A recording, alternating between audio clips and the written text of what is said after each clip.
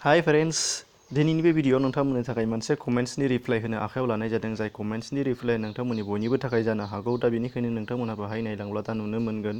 फार्स्टआव नोंथांमोननो नैबे मोनसे बाथ्राखौ खिन्थानो होनो आखायाव लाग्रोनाय जादों जे नोंथांमोननिफ्राय जानाखि कमेन्ट्स फैदोंमोन सासे बिथांनि, बे जाहैबाय माब्रै आनजादाव 80% लाखिनो हायो। दा बे सोंनायनि फिननायखौ आं नोंथांमोननो हरनायनि सिगां 1000 बार साननांगौ जानानै फैदों। मानो होनोब्ला नोंथांमोननि थाखाय आं सासे लिडारबो नङा, माबो नङा। बिनि थाखायनो नोंथांमोननि थाखाय बे बाथ्राखौ आं बुंनाङा बेनि थाखाय गोबां सानबाय थानाय जादोंमोन। नाथाय दा सानै साननानै दा हगारनायखौनो लानाय जाबाय। थांखिया जाहैबाय मामोन सानदोंमोन, सिगाङाव गोबां गेदेमा बिथांमोनानो मेल मिटिङाव बेफोरबायदि बाथ्राफोरखौ बुंखाजोबो। गोबां गेदेमाफोरानो बेफोरखौ बुंजोबो, नाथाय जोंनि मानसिफ्रा खोनासङा। बेथ' नंगौ, नोंथांमोनाबो नुनो मोनगौ। बेफोरबायदि जुदि सोलोंथाइनि बायदिसिना खोथा जायोब्ला बेखौ खोनासङा। नाथाय अब्लाबो ओमफ्राय दानिया आंनिखौलाय सोरथो माब्रै खोनासंनो। दा बे खोथाखौ साननानैनो आं नोंथांमोननि सिगाङाव बे एन्सारखौ हरफिननाय जायाखैमोन। नाथाय दिनैहाय थानो हायैनि बे भिडिअखौ बानायनाय जाबाय, जाहाथे नोंथांमोननि सासेब्लाबो नायनानै सासेब्लाबो बुजिनो हानाय जायो। दा बाहाय आङो बबेबा लिडारनि खोथाखौ लानानै बुंनाय जायाखै। बाहाय आंनि एक्सपिरियेन्सखौ बाहाय बुंनो नागिरदों। आंनि लवार प्राइमारिनिफ्राय जागायजेननानै मास्टार डिग्रिसिमनि जानाखि एक्सपिरियेन्स दङ, बे एक्सपिरियेन्सनि सायावनो बेस खालामनानै नोंथांमोननो बाहाय शेयार खालामना होनो आखायाव लानाय जादों। दा बेनि सिगां नोंथांमोननो नैबे मोनसे सावगारिखौ खिन्थानो आखायाव लाग्रोनाय जादों। दा बाहाय नोंथांमोनहा नुनो मोनदों, नैबेहाय नुनो मोनदों सेकेन्ड डिभिजन। बेयो जाहैबाय मेट्रिकनिमोन, बे आंनि। बेनिफ्राय नोंथांमोना बाहाय नुदों फार्स्ट डिभिजन। बे फार्स्ट डिभिजना नैबे जानाखि बियो हायार सेकेन्डारिनिमोन। बियो 308, बेहाय दंमोन 328। बेनिफ्राय नैबे जानाखि मोनसे गेजेराव नुदों, नोंथांमोना बाहाय मोनदों 8.8। ओमफ्राय CGPA मोनदों, बे जाहैबाय ग्रेजुवेसननि आंनि बेयो सेमिस्टार लेभेलनि बिदि मार्कशिट फैयो 8.8नि पार्सेन्टेजआ फैगोन बाहाय 75% फैयो। बे जाहैबाय आंनि ग्रेजुवेसननि। बेनिफ्राय नुनो मोनदों नैबाहाय लास्टआव गाहायाव नुनो मोनदों, बाहाय नोंथांमोना नुनो मोनदों 7.60 बेनि ए प्लास बाहाय नुनो मोनदों नोंथांमोनहा। बे जाहैबाय नोंथांमोननि नुनो मोननाय बेयो मास्टार डिग्रियाव जिहेतु बिदि मोनो, जेरै बड'लेण्ड इउनिभारसिटिनि मास्टार डिग्रिनि जायनाखि मार्कशिट, बे लेभेलनि मार्कशिट। दा नोंथांमोननिया बेनो, नोंथांमोनहाबो देनांहाय जानाखि जायफोर हाबफैगोन दा बेखौ नुनो मोनगोन। दा बाहाय जानाखि बुंदों, बाहाय नोंथांमोना बहुद दुगानायनि खोथा नङा। नोंथांमोननि सोंनायनि फिननायखौ हरनायनि थाखायनो बेखौ बानायनांगौ जानानै फैदों, जाहाथे बिसास खालामनाय फैयो, फोथायनाय फैयो। बिनि सायाव नोंथांमोनखौ बेखौ दिन्थिनाय जादों। नङाब्लाथ' आंबो बुंनांगौ गैयामोन। दा नोंथांमोना नुबाय, बेयाव बिसास खालामाखै, बे नोंथांमोननि खोथा। बेनिफ्राय फारियै फैलांदो जोङो माब्रैहाय खालामनो नागिरदों। दा बाहाय लवार प्राइमारिनिफ्राय जागायजेननानै मास्टार डिग्रिसिम माबायदि बबे खोलोबाव मा थाखोनि फरायनांगौ, स्टाडि खालामनांगौ, बेनि सोमोन्दै नोंथांमोना बाहाय नुनो मोननाय जागोन। फारि मोनफ्रोमखौबो लवार प्राइमारि, आपार प्राइमारि, हायार सेकेन्डारि बा हायार सेक्सन आरो ग्रेजुवेसन आरो मास्टार डिग्रिनि बेलायाव नोंथांमोनखौ बाहाय शेयार खालामनानै होनो आखायाव लानाय जादों, जेरै सोंनाय एरै फिननाय। बेनिफ्राय नोंथांमोनखौ बाहाय फार्स्टआवनो खिन्थानो आखायाव लाग्रोनाय जादों। जुदि लवार प्राइमारिनि बेलायाव आं बेखौ बारा बुंनो आखायाव लानाय जाया। मानो होनबा लवार प्राइमारिनि जायफोर स्टुडेन्टस, बेफोरो डिपेन्ड्स खालामो गावबागाव गार्जेनफोरनि सायाव। बिसोरो मिथिया जे फरायनाया मा बुस्थु। बेनि थाखायनो लवार प्राइमारियाव नोंथांमोननि आङो बांद्राय बुंनो आखायाव लानाय जायासै। बेयाव बिमा बिफानि सायावसो गाइड लानांगौआ बिमा बिफानिसो। बेनि थाखायनो बेखौ बाहाय बुंनो नांदों। खालि मोनसेल' बाथ्रा, नोंथांमोनहा लवार प्राइमारियाव खालामनांगोन। नोंथांमोना जायनाखि स्टाडि खालामहोनो नागिरदों, जाय मिडियायाव एबा जाय रावाव, जाय लेंगुवेजजों स्टाडि खालामनो नागिरदों, नोंथांमोनहा बेखौ गोसोआव लाग्रोनांगौआ जाहैबाय बेयो मादार टां जानांगोन, बिमानि राव जानांगोन। बिमानि रावजों जायोबासो नोंथांमोनहा साक्सेस जाहैगोन। बेखौ आङो नुनो मोनदों। नाथाय 80%आ जागोन, 20%आ गुबुन रावजोंबाबो साक्सेस जायो, बे नंगौ। नाथाय 80%आनो बिमानि रावजोंसो जोंना साक्सेस जागोन। ओंखायनो लवार प्राइमारिनि बेलायाव नोंसोर जेब्ला एडमिसन होगोन, अब्ला 1000 बार सानग्रो, गुबुन खोथाफोरखौ खोनासंग्रो। बे जाहैबाय बिमानि रावजों। दा जोंनिया जेनेबा जुगाया सोलायबोबाय, मुगाया सोलायबोबाय हिसाबै जोङो इंलिस मिडियामाव सोनो नागिरो। बेयो नंगौ, थिग। नाथाय गथ'खौ सानहरनानै बिमानि रावजों सोलोंहोग्रोबा जोङो मोजांसिन जायो। बेखौ आं बुंनाय बाथ्रा नङा, बेयो जोंनि गोबां इडुकेसनिस्टफोर बिथांमोना बुंलांदों, जेरै जाय महात्मा गान्धी, जन डिवी, फ्रभेल, जेसेबांनाखि रबीन्द्रनाथ ठाकुर, बेफोर गोदान जायफोर गेदेमा बिथांमोना बुंलांदों जे बिमानि रावजों सोलोंथाइ लाहोजेननाया बयनिख्रुइबो गोनांथार होनदों। आरो बिमानि रावखौ सोलायनानै गुबुन रावाव गथ'खौ सोलोंथाइ लाहोनाया पाप होननानै बिथांमोना बुंलांदों, महात्मा गान्धी मोनहाबो। दा बे हिसाबै नोंथांमोनाबो बेखौ खालामनांगौ। नाथाय जायफोर बिथांमोना इंराजि मिडियामाव फोरोंनो आखायाव लादों, बिथांमोननि थाखाय मोनसे खोथाखौ गोसो होनांगोन। जायफोर नोंथांमोना इंराजि मिडियामाव फोरोङो, बिथांमोना गथ'खौ स्कुलावल' इंराजि रायज्लायहोनानै जानाय नङा, नोंथाङा न'आवबो गथ'जों इंराजि रायज्लायनो रोंनांगोन, अब्लासो बिथाङा साक्सेस जाहैगोन। मानो होनोब्ला बर'आव जों न'आव थानाय समाव बर' हिसाबै बर' रायज्लायगोन, स्कुलाव थांनाय समाव बे इंराजि रायज्लायगोन। बे समाव गथ'नियाव मोननै बिजों हाबनाय लोगो लोगो, मोननै लेंगुवेज हाबनाय लोगो लोगो बाव कनफिउस जागोन, मिक्सआप जागोन आरो मोननैयावबो बिथाङा जेंना फैगोन गथ'आ। बेनि थाखायनो नोंथांमोना मोनसेल' सिलेक्सन खालामनानै हो। आरो न'आव नोंथांमोनहा रोङा नोंगौ थिग, साफ्रोमनिबो बिमा बिफाया इंराजि रोङा, गासैखौबो जों रायज्लायनो रोङा रोंगौ थिग, नाथाय 50% जों रायज्लायनो हायो। जेरै बायदिसिना मुवा बेसादफोरनि नामखौ जों इंराजिजों बुङो, बे बेलायाव गथ'नि सिगाङाव बुंनांगोन। लाबो, लां, लों, जा बायदिसिना जेनाखि बेसिकफोर, जेनाखि बेसिक वार्डफोर, बेफोरखौ जोङो गथ'जों इंराजिजों रायज्लायोबा बे इंराजि मिडियामाव जायफोरा फरायगोन बिथांमोनाबो साक्सेस जाहैनायनि लामायाव दङ। दा बेनिफ्राय लवार प्राइमारिखौ आं बारनोसै, बेखिनियावनो आं दोनथ'बाय। बेनिफ्राय नुनो मोन्दों फरायनायनि आदबाव नोंथांमोनहा गासैखौबो मास्टार डिग्रिसिम खोनासंनानै लानांगौ। गासिबो नोंथांमोना फरायनाय बायदि फरायनांगौ। माने मा होनदों, जेला फरायगोन अब्ला फरायफ्लानाय जानो नाङा। जै फरायगोन नोंथाङा फरायनांगोन। माने जेखौ फरायदों, मोनसे सोदोब लादोंबाबो बेखौ गोसोआव लानो नांगोन, बुजिनानै लानांगोन। ओमफ्राय बिजाब गांसेबा फरा मोनसे फरायदोंब्लाबो बेखौ फरा मोनसेखौ नों बुजिनानै लानांगोन। नाथाय सायाव फरायनाय दिन्थिफ्लानानै सल' जायोब्ला बे जानाय नङा। ओंखायनो फरायनाया फरायनाय बायदि जानांगोन। लोगोजों फरायनो हायैखौ हारसिं दोननांगौ। माने नोंथांमोना बाहाय नुनो मोन्दों, बे मेक्सिमाम हस्टेलनि बेलायाव जायो। हस्टेलाव थानाय समाव नोंथांमोना बयबो मिथिगौ, ज' जाजाय फरायनाय जायो। नाथाय साफ्रोमनिबो गथ'नि मेलेमा ज' जाजाय फरायनायाव हाजोबा। बेनि थाखायनो नोंथांमोनहा जायफोर फरायनायाव दुरबल बिथांमोनखौ गुबुन गुबुन आदब खायदा बाहायनांगोन। जेरै हारसिं खालामनानै नोंथांमोना बेखौ फरायनो खाबु होनांगोन। फरायनो खाबु होयोब्ला बे साबसिन जायो। हारसिं फरायनाया बयनिबो बेस्ट। नाथाय लोगोजों फरायनायाबो थिगैनो दं, नाथाय लोगोजों माबे समाव फरायनांगौ बेखौ सिलेक्सन खालामनांगौ। ओमफ्राय बिनिफ्राय जेब्ला नोंथांमोना गोसो ज'आ अब्ला फरायनो नाङा। जोंनि बिमा बिफाया मा खालामोबा, जोङो मा सानो, बबेबा मोनसे टाइमखौ जों फरायनायनि थिग टाइम होननानै जों खानानै दोनो। नाथाय बेयो आंनि थाखाय गोरोन्थि। मानो होनबा बबेबा समाव नोंथांमोना फरायनो टाइम जाब्लाबो फरायनायाव गोसो ज'आ, नाथाय जिरायनानैल' थानाय जायो, बाव टाइमाल' ओरैनो वेस्ट थांगारनाय जायो नोंथांमोननि थाखाय। बिनि थाखायनो नोंथांमोनहा जेब्ला फरायगोन अब्ला बै टाइमखौ, जाय टाइमाव फरायनो नागिरदों, अब्ला गोसोआ जुदि जदोंबा बाहाय नों 1 आवार 2 आवार 3 आवार जों खोथा गैया, जेसेबां मुजिहाबदों एसेबां नोंथांमोना फरायबाय था। नाथाय नोंथांमोना जुदि फरायनो गोसो ज'आखैबा फरायनो नाङा, गुबुन बायदिसिना खालामनांगोन। आरो मेक्सिमाम फरायनायाव गोसोआव थायाबा नोंथांमोनहा मेथ्स बायदिसिना खालामनाय, लिरनाय आदब, नायनानै लिरनाय बायदिसिना खालामनाय आदबफोरखौ नोंथांमोनहा बेखौ लानो नांगोन। अब्ला बियो साक्सेस जागोन। बेनिफ्राय नेक्स्टआव नुनो मोन्दों नोंथांमोना आनजादनि सिगां फरायनाय। आनजादनि सिगां बेसेबांबा सिगाङावनो फरायनांगौ। नाथाय जों आनजाद जानायनि समाव फरायोब्ला बियो जोंनाव जानाय नङा। आनजादनि जानायनि बेसेबांबा एडभान्स नोंथांमोना सिगाङाव फरायनांगोन। दा बिनि थाखाय नोंथांमोनाव मोनसे इन्टारेस्टिं बाथ्रा बाहाय बुंनो आखायाव लानाय जादों जे, नोंथांमोनहा गुबुन गुबुन ओंख्रिफोर, जेरैहाय अमा बेदर, दाउ बेदर, ना बेदर बायदिसिनाफोरखौ खेबसेयैनो मोनबा खेबसेयैनो जाजोबनो हागोन ना? खनसे ओंखाम बोथिसेयावनो मोनब्रै मोनबा बेदरनि ओंख्रि आरो गुबुन गुबुन ओंख्रि जेसेबां जानो लुबैनाय, हमनानै ला 10टा आइटेम जाबाय, बे आइटेमफोरखौ जों गासैखौबो जाजोबनो हागोन ना?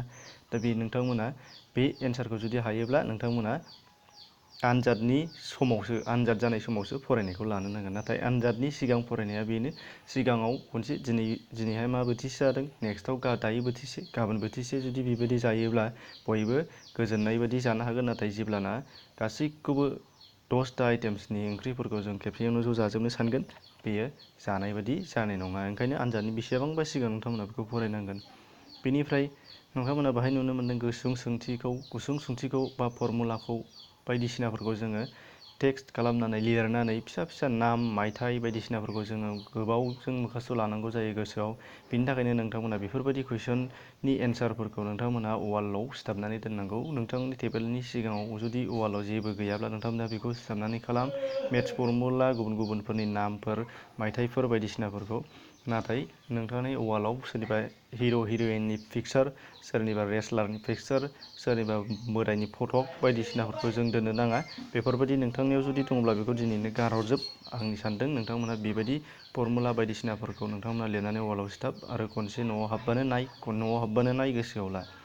बिनिफ्राय नोंथांमोना जेसेबां फरायो एसेबां लिरनो नांगोन। फरायनायजोंल' जाया, लिरनांगोन। मानो होनबा फरायनाया गोसोआवसो लादों, नाथाय आखाइया थाङाखै। दा बिनि थाखायनो जोंनियाव मा जायो, स्पेलिं मिस्टेक जायो, लिरनायाव हाख'वा जायो, लिरख'नो हाया जायो, आखर जाया जायो। दा बेफोर गासैबो इमप्रुभमेन्टनि थाखाय नोंथाङा लिरनांगोन। ओंखायनो मा होनदों, मर इउ रिड मर इउ राइट होननानै बुंदों। नोंथांमोना जेसेबां लिरगोन बेसेबां फरायगोन इसेबां लिरनांगोन ओमफ्राय बेनिफ्राय बेसेबां रोंलांगोन आरोखि। बेनिफ्राय फोरोंगिरिनाव सोंनायखौ जों गारनो नाङा। नोंथांमोना बयबो जोङो फोरोंगिरिनिखौ सोङा, फ्रायानो फोरोंगिरिखौ गियो, लाजियो। गोसोआव सानो नंगौ जि फरायसा समाव जोङो गोबां सोंथि सोंनो सानो, मास्टार बुंबा सोंफिनबा फिननाय हरसै सानो, नाथाय फिननाय हरा। फिननाय हरनायनि बेलायावसो थानोसै मास्टारा बारग'लांलायगोन, बेल बुनानै ओंखारलांगोन, अब्लाबो जोङो फिननाय सोंनाय जाया। फोरोंगिरिया सोंनायखौ जों फिननाय जाया। नाथाय जेब्लाना रायजागोन बुंजागोन अब्ला आं हाखायोमोन, बायदिसिना खालामो, आं बुंहरनो सानदोंमोन, बेफोरबायदि सानो। नाथाय बेखौ गारनानै जोङो सोंथारनांगोन। एटलिस्ट हाथ्राबाबो मोनसे पिरियडआव मोनसेल' सोंनाय सों। दा बेनो नोंथांनि थाखाय जथेस्थ' जागोन। इसेबां सोङो इसेबां जोंनाव बारायलांगोन रोंनाया। ओंखायनो सोंनायखौ गारनो नाङा। बे लोगोनाव सोंनायानो जा, मास्टारनाव सोंनायानो जा, गासिबो सोंनाया जोंनाव थाथारनो नांगोन।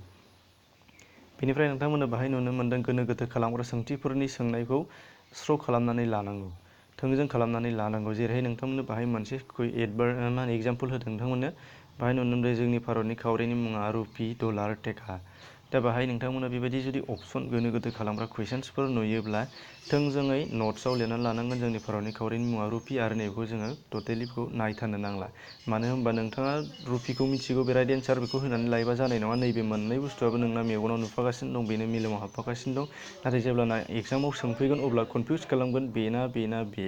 ओंखायनो बेबायदि जुदि एन्सार कुइसन टाइप थायोब्ला बेखौ दाननानै लाथार आरो बेनिफ्राय बबे राइट एन्सार बेखौ लिरनानै बेबायदि थोंजोङै लिरनानै ला। बे जाहैबाय बेस्ट। नोंथांमोननि थाखाय आरोबाव मोनसे गोनो गोथो खालामग्रा जाहैबाय बेबायदि थायो। जेरैहाय नोंथांमोनहा बिजाबाव बेबायदि थायो, मोननै मिलायहोनाय सेक्सन ए, सेक्सन बि जों एडजास्ट खालामनाय। जेरैहाय नुनो मोन्दों राङा माबि खावरि, दाउआ माबि जिबि, साला माबि लाइफां, डक्टरा माबि देहा फाहामग्रा। बेबायदि जोंना बोनानै लायो। बेबायदि जोबोद कनफिउस खालामग्रा बे कुइसना।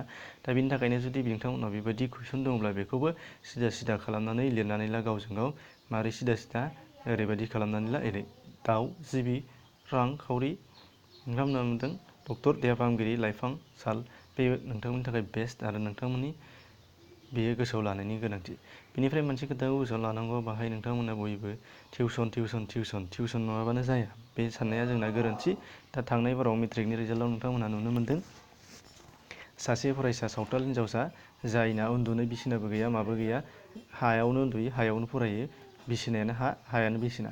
अब्ला नोंथांमोना बेबायदि सासे गथ'आ बोरैजाय 93% लाखिनो हाखो, बेसे बुरजा बोरैहाय नोंथांमोना डिस्टिंसन लाखिनो हाखो, बेखौ सानहरब्लानो नोंथांमोना बुजिनो हागोन।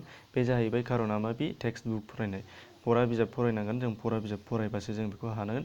जेसेबां फरा बिजाब दङ बेखौ फरा बिजाबनि फराफोरखौ जोङो एटलिस्ट फरिखासिम 5निफ्राय 10 टाइम्स, खनबानिफ्राय 60 बार नोंथांमोना फराखौ फराय। बाहायनो जेसेबांनाखि गोनां दं बेखौ नट्स खालामनानै ला, दागो होनानै ला, आन्डारलाइन होनानै ला, पेन्सिलजों फराय। बेखौनो एग्जामनि बेलायाव फराय। बेनो नोंथांमोननि थाखाय जथेस्थ' जागोन।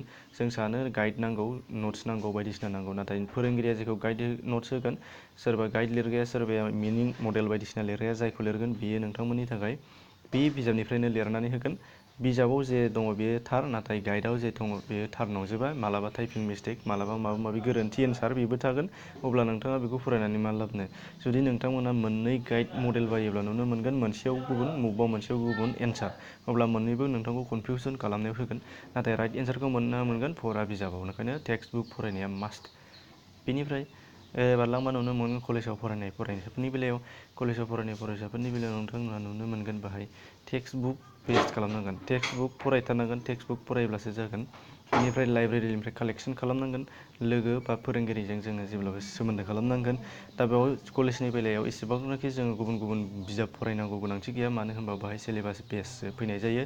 सिलेबासाव थाखायो, सिलेबासाव जेसेबांनाखि बिजाब सिलेबास बुक होनाय दङ बेखौनो जों फरायग्लिनांगोन। फरायग्लिनानै बाहायनो मा दं बेनिफ्राय नट्स खालामनांगोन। बाहाय सोरनिबा नट्स लिरनायजों थांबा जानाय नङा। नाथाय कलेजनि बेलायाव मा खालामनांगोन? नोंथांमोनहा गावनो एक्सप्लेन खालामनानै लिरनो हानाय जानांगोन। अब्लासो बियो फुल मार्कस मोनगोन। नाथाय जाय सोरनिबा नट्सखौ मुखास्थ' लानानै लिरहैगोन बियो 50%ल' मोननो हानाय जागोन। बिनि थाखायनो नोंथांमोना कलेजाव जुदि फरायदोंब्ला नोंथांमोना बुक लाइब्रेरियाव, मोनफ्रोमबो कलेजाव लाइब्रेरि थायो। लाइब्रेरिनिफ्राय कालेक्सन खालाम, फरायहैफिन, इसु खालाम, जेबो नङा। बेनिफ्राय नोंथांमोना बायनो हायोबा बायनानै फराय आरो फोरोंगिरिजों जेसेबां हायो कुइसन सों, जेसेबां हायो बिजिर। फोरोंगिरिया कलेज सहैनाय लोगो लोगो एसेग्राम मानि जोंनि हाइ स्कुलनि, एमइ स्कुलनि, एलपि स्कुलनि बायदि एसेबांनाखि दायथ' लाया। नोंथांमोना जायफोर कलेजाव फरायो बिथांमोनहा मिथिगौ। खनसे खननै बुंगोन, लेक्सार होनानै थांगोन, जोब्बायबो। बेनि थाखायनो नोंथांमोननि सोंनायनि सायावसो फैगोन, फोरोंगिरिया एन्सारखौ होगोन। ओंखायनो सोंनाय आरो नट्स बिनायखौ नोंथांमोना गारनो नाङा। बिनि थाखायनो कलेजाव जेसेबांनाखि फरायनाय दङ टेक्सट बुक बेस खालाम ओमफ्राय सिलेबास बेस खालाम। नाथाय जोंना मास्टार डिग्रिनि बेलायाव नोंथांमोननि थाखाय टेक्सट बुक एबा सिलेबास बिजाब होनाय जाया, रेफारेन्स बिजाब होनाय जायो। रेफारेन्स हिसाबैसो नोंथांमोना फरायनांगोन। बिनि थाखायनो जेसेबां रेफारेन्स बुक दङ बेखौ फल' खालामनांगोन। हमनानै ला कालसारनि बेलायाव बर'फोरनि कालसारनि मोनसे बिजाब दङ, नोंथांमोननि थाखाय बबेबा मोनसे बिजाब मोनोब्ला बेनो नोंथांनि थाखाय जथेस्थ' जागोन बे नङा। जेसेबांनाखि कालसारनि लेखा लिरनाय दङ बेखौ नोंथांमोना फरायजोबनांगोन, होमब्लासो नोंथांनि साक्सेसआ बाहाय फैगोन मास्टार डिग्रियाव। आरो बाहाय जोंना 15 मार्कस 20 मार्कस मालाबा 10 मार्कस बिदिल' फैयो। आरो बेयो जाहैबाय एन्सार बबेबानि नट्सखौ लिरबा जानाय नङा। मोनफ्रोमबो रेफारेन्स बुकनिफ्राय जेसेबांनाखि सोमोन्दो गोनां कुइसन बेनिफ्राय ज' जथायनानै जों लिरनो नांगोन। आरो बाहाय लाइब्रेरि कालेक्सना बेबो जोबोद गोनांथार। मास्टार डिग्रिनि बेलायावबो बे लाइब्रेरि कालेक्सना माबि नोंथांमोना बुंखाबाय, इउनिभारसिटियाव लाइब्रेरि थायो, बे लाइब्रेरिनिफ्राय एसे एभेलेबेल लेखा मोनो, बेखौ नोंथांमोना बायनानै लाबोनानै फरायनांगोन। बायनो हायोबा बायनानै फरायनांगोन गुबुन गुबुन मार्केटनिफ्राय। बेनिफ्राय इन्टारनेटआ आथिखालाव जोबोद हेल्पफुल। गोजौ लेभेलनि फरायसाफोरनि थाखाय इन्टारनेटआ जोंना जोबोद गोनांथार। बाहाय इन्टारनेटआव जेसेबांनाखि जोंनो बिजाब नांगौ, जेसेबांनाखि इडुकेसन रिलेटेड थानाय जेनाखि बिजाबफोर बाथ्राफोर नांगौ, जों इन्टारनेटआवनो मोनजोबसै आथिखालाव। ओंखायनो इन्टारनेटनि गेजेरजों जों सोलोंनाया बयनिबो दरखारथार। दा बाहाय कलेज आरो इउनिभारसिटिनि बेलायाव बाहाय हायार सेकेन्डारिनिफ्रायनो नोंथांमोनहा गोसो होनांगोन। नोंथांखौ रावबो फोरोंनो थिननाय थाला बाहाय, नोंथांमोना गावबा गावनो हारसिं सेस्था खालामनांगोन। बिनि थाखायनो नोंथांमोना सेस्था खालाम हारसिं फरायथारनांगोन। नाथाय बेखौ सोरबा बिमाया नोंखौ फराय बुंबा बे जानाय नंला। आरो जुदि नोंथांमोना हायार सेकेन्डारि फरायहैनायनि समावबो जुदि सोरबा बिमाजों फोरोंजानाय, बिफाजों फरायनो थिनजानाय दंबावोबा बियो मालाबाबो साक्सेस जानाय नङा। बेखौ नोंथांमोनखौ आं बाहाय 100% बुंना होनो हायो। दा बेनिफ्राय ओंखायनो नोंथांमोनखौ बयखौबो बुंदों, बयबो सेल्फ स्टाडि खालामनांगोन। सेल्फ स्टाडि खालामब्लासो बेयो साक्सेस जानानै फैगोन। बेनिफ्राय मोनसे लास्टआव नोंथांमोननो बाहाय नुनो मोन्दों टारगेटनि बेलायाव नोंथांमोनखौ बाहाय बुंनो आखायाव लानाय जादों। हायार सेकेन्डारि सेक्सनाव मिनिमाम 50%, ग्रेजुवेसनाव 50% आरो मास्टार डिग्रिनि बेलायाव 55% मिनिमाम जों लाथारनो नांगोन। जुदि बेखिनि लानो हाया अब्ला नोंथांमोनहा जेबो फरायनानै लाब जानाय नङा। मानो होननाय जादों दा बुंगोन। नोंथांमोननो नुनो मोन्दों जेसेबांनाखि साख्रिनि सार्कुलार ओंखारा मानो, नोंथांमोना बेहाय नायनो मोनगोन हायार सेकेन्डारिनिखौ बिनाय जायो। हायार सेकेन्डारिखौ बिनाय समाव नोंथांमोनहा मा नुनो मोनगोन, मिनिमाम 50% मार्कस केन एप्लाइ। जाय 50% मार्कस मोनदों बिथाङासो एप्लाइ खालामनो हागोन। जिखि जाया साख्रियानो जाया मानो, टिचिं लाइनानो जाया मानो, रेलवेआनो जाया मानो, आसाम पुलिस माबा माबि एसेबांनाखि इन्डियायाव जेसेबांनाखि साख्रि दङ 50%। बाहाय नुनो मोनगोन नोंथांमोना बर' हिसाबै ST हिसाबै 5%, रिलेक्सेसन हिसाबै 45%आव मोनगोन। नाथाय बेखौ जों आसा खालामनानै बेसेबां थानो, 50%आवनो जों आसा खालामजाया। बिनि थाखायनो जोङो बेखौ साननायखौ गारनो नांगोन। जों ST हिसाबै 45आवनो मोनो, बेखौ मालाबाबो दाला। बिनि थाखायनो 50%नि बारा ला। आरो जायफोर HSआव नाजानायनि गेजेरजोंबो 50% मोनाखिसै बिथांमोनखौ आं बुंनो नागिरदों, कलेजाव एडमिसन लानायनि सिगां नोंथाङा बोसोरसे द्रप थानायनि उनावहाय सेस्था खालामनानै मोजां फरायनो HSCआव खनसे डाबल होफिननानै 50%नि बारा लाखिनो नाजा। अब्लासो नोंथांनि लामाया गेवगोन, नङाब्ला गैया। जेसेबां साख्रि नागिरगोन एसेबां गैया। मानो होनबा ग्रेजुवेसननि मार्कस मेक्सिमाम साख्रियाव बिनाय जाया, हायार सेकेन्डारिनिसो बिनाय जायो। बिनि थाखायनो नोंथांमोना बेखौ गोसो होनांगोन। आरो जेब्लाना नोंथांमोना ग्रेजुवेटआव फरायहैगोन, कलेजाव फरायगोन ग्रेजुवेसननि, बेयावबो 50% मिनिमाम बिनाय जागोन। नोंथांमोना बेखौ गोसोआव लानांगोन। जेब्लाना BE पासनि बा ग्रेजुवेसननि साख्रि नागिरगोन 50% मिनिमाम बेयावबो बिनाय जागोन साख्रिफोराव। ओंखायनो 50%खौ जों टारगेट खालामनांगोन। बेयावबो ST हिसाबै रिलेक्सेसन मोनोब्लाबो जों बेखौ आं दहाय बुंखादों दाला। बेनिफ्राय मास्टार डिग्रियाव जायफोर फरायहैगोन ग्रेजुवेसन बारनानै, बिथांमोनहाथ' मिथिखागौ अलरेडि 55% बासो नर्म्स थायो। नर्म्स थायो माने मा, पास जानायनि मुं मोनगोन, नङाब्लाथ' ओरैनो सार्टिफिकेटल' मोनगोन, जेबो जाया बाव। 55% मोनगोन, अब्लासो गासिबो नोंथांमोनहा मोनसे सासे क्वालिफाइड हिसाबै, मास्टार डिग्रि क्वालिफाइड हिसाबै नाम मोनगोन आरो नोंथाङा गुन गोनां जागोन। 55%नि बिल'बाथाय बे गैया, जेबो गैया। जायाव नेटबो होनो मोननाय नङा, नेसनेल इलिजिबिलिटि टेस्ट बेखौबो होनो मोननाय नङा। जेसेबांनाखि BEd TED एडमिसन लानो सानबाबो नोंथांमोना नैबे BEdनि बेलायाव नोंथांमोना गोसो होनांगौ। नैबाव ग्रेजुवेसनाव 50% नांगौ, बेखौ गोसोआव लाखा। बेनिफ्राय अब्ला मोनसे बाथ्राखौ बाहाय बुंनाय जायाखै, मेट्रिकनि बेलाखौ बाहाय बुंनाय जायाखै। मेट्रिकआव मानो बुंनाय जायाखै, मेट्रिकआव गोबाङानो बुङो 90%, 80% नंगौ, थिग बियो जोंनो नांगौ, बेखौ टारगेट खालामनांगौ। नाथाय साफ्रोमबो फरायसाया मेट्रिकआव बिसिम मोना। सोरबाया 30% पास लानानैबो पास जायो, नाथाय बिथाङा एडमिसन मोनगोन HS आव जेसेबांनाखि जायखिजाया बियो स्कुलावनो एडमिसन मोनगोन, हायार सेकेन्डारि स्कुलावनो बा कलेजावनो एडमिसन मोनगोन। ओंखायनो बिथांमोनखौ बुंनाय जायासै। नाथाय मेट्रिक बारग'खांनायनि उनावहाय नैबे हायार सेकेन्डारिखौ फल' खालामबानो जाबाय। मानो होनबा मेट्रिक पासनि साख्रि नागिरनायजों बा मेट्रिक पासल'जों नोंथांमोनहा जेबो खामानि होनाय नङा, HS पास जाथारनांगोन। बेनि थाखायनो नोंथांमोनखौ बाहाय बुंनाय जादों। मेट्रिकनिखौ आं बाहाय गोनांथि होनाय जायाखै, नाथाय नोंगौ थिगैनो दं, गोनांथि दङ। 90%, 80% जेसेबांनाखि मेट्रिकआव लाखिनो हायो बेयो जोबोद मोजां। नाथाय साख्रि मावनायनि बेलायाव नोंथांमोनहा मेट्रिक पासजों साख्रि नागिरनानै लाब गैया, HS पास जानायनि उनाव साख्रिखौ नागिर। बेनि थाखायसो आं बाहाय बुंनाय जादों। अब्ला लोगोफोर, नोंथांमोननि बेलायाव जायनिखि कुइसन सोंहरनायमोन बे कुइसननि एन्सारा दिनैखौ होनो हाबाय। बेसेबांबा गोबाव जाबायमोन बिथां जाय सोंहरदों बियो नामखौ बुंनाय जाला, अब्लाबो दिनैहाय जोबनायाव बुंनाय जाबाय। नोंथांमोना बिनि थाखायनो जेब्लाना दिनैनि बे भिडिअखौ मोजां मोननाय जादोंमोन लाइक खालाम, दाबो चेनेल साबस्क्राइब खालामाखैबा साबस्क्राइब खालामनानै नटिफिकेसन बेलखौ थुनानै हो। दिनैनि थाखाय एसेनोसै।